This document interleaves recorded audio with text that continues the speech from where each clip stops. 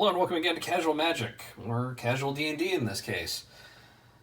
You remember my last video where I was talking about all the various misprints that I seem to be cursed with? Well, I've run into that sort of issue all over again. Let's take a look at these few crazy ones, right? And also, I apologize for this setup right now. I've, again, as previously stated in one of my other videos, recently relocated. And sort of the time being, I'm in an apartment. I've got this desk, very small setup, very cramped. I don't have most of my stuff with me, so please tolerate this for my next few videos. Anyways, starting off with Fizban's Treasury of Dragons. This one, as you can see, as one of these pages it flaps open to, there's the stitching of the book. So that's probably not going to last that long. Also, if you notice, oops, if I don't knock the camera off, here's this big weird crease, which if you'll notice, it's Crystal Dragons here.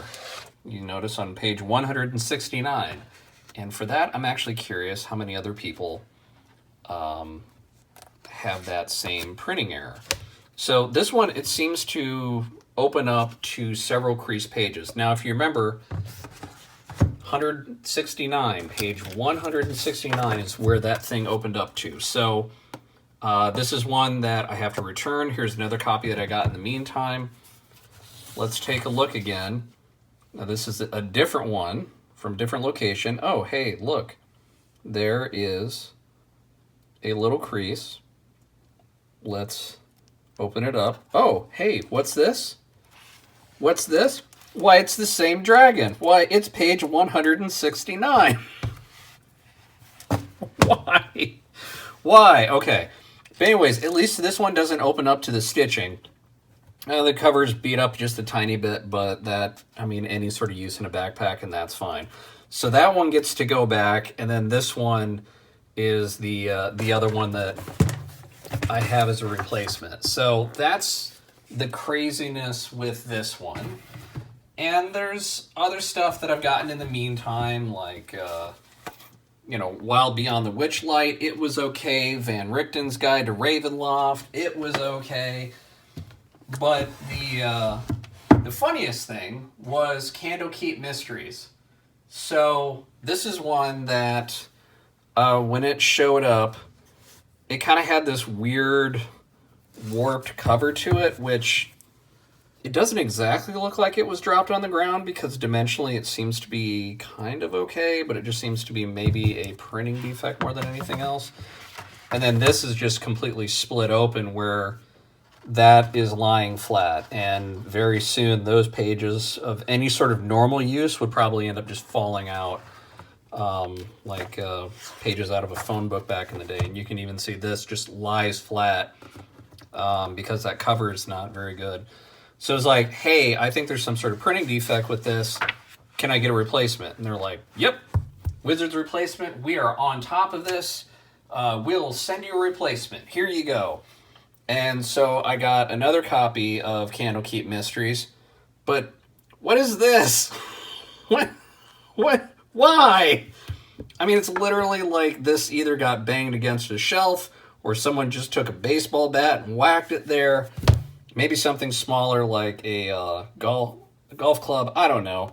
I mean, you can even see the corners are scuffed up. Like, what the hell happened to this thing? So, no. And so finally, eventually just give up and fine. I want to get my other copy, and then there's my other copy. And so now I've got these that I have to get rid of. Now, you might also think, oh, well, it's just the D&D books, right? You just keep running into issues with stuff like this. Say, yep, it's Candlekeep, clearly that's cursed, or Fizban's Treasury of Dragons, that's cursed. But it can't all be that bad, right? Well, I did take advantage of some of these buy two, get one free sales. And you might know the series, The Monsters Know What They're Doing, or Live to Tell the Tale. These Keith Mon books. Very good, very, very useful. So these look fine, right? These are kind of fine in this extremely cramped point of view.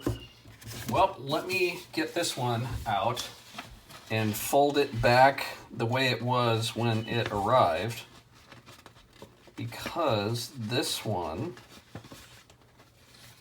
if I peel the cover back, you can see even for this one, it showed up.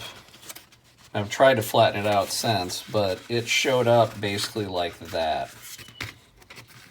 And then the cover over. So this is how it was delivered to me. It's like, wait, this thing's ripped. It's folded over. What's going on with this? It's like, oh, yep, hey, we're sorry. You can keep that copy. We'll send you a replacement. And so then I have the one with the pristine cover on it. And then I have another book to get rid of. It's just, I don't know. Why? Why do I keep having such bad luck with trying to get books? I made the comment before that it seems like about 1/3 of the D&D books that I get have some sort of crazy issues with them, either where it's some sort of just freakish factory misprint where, you know, the binding on the book is terrible, the cover's warped, there's double printing on the page, the ink is incorrect, whatever it might be. And beyond that, now it seems like even shipping problems are thrown in because, hey, it's during the plague and everyone's in a hurry just throwing boxes around and rush to get things out the door because everything's behind. And now I'm getting shipping errors as well.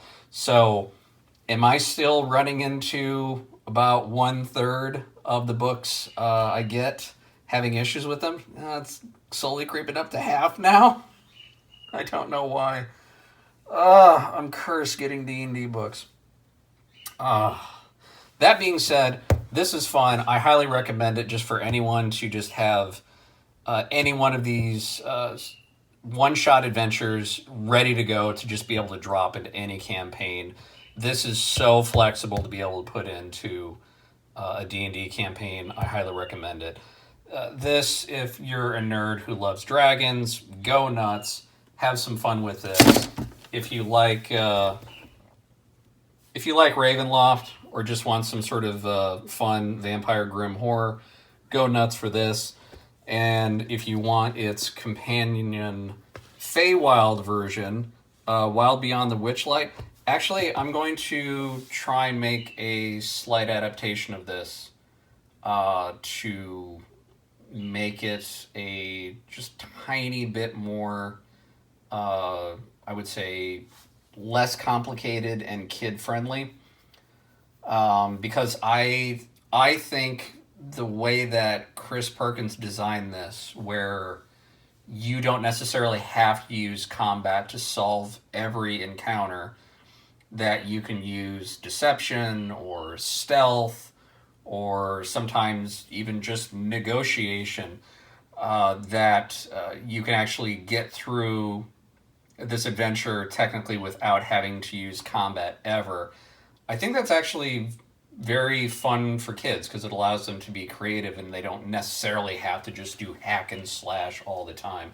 So I want to modify this into a kids campaign and have some fun with it. I don't know necessarily how soon I'll be able to get that in. Of course, the time I'm making this video, the ages 5 through 11 COVID vaccines have just started in the United States. So perhaps there's some sort of semblance of a more normal life resuming in 2022. So when I have an update for how that campaign goes, I'll be sure to let you know. In the meantime, I do recommend these. Out of all of these, I would say Candlekeep Mysteries is just one that fits anywhere. It's great. Meantime, please let me know if you have any other crazy printing errors. Also, let me know if you have that page 167 just flop open the book thing in Fizzman's Treasury of Dragons, because that seems to be a stock issue, even though I got these from 2 different stores. So let me know how things are going with you in the comments below, and until next time, good luck!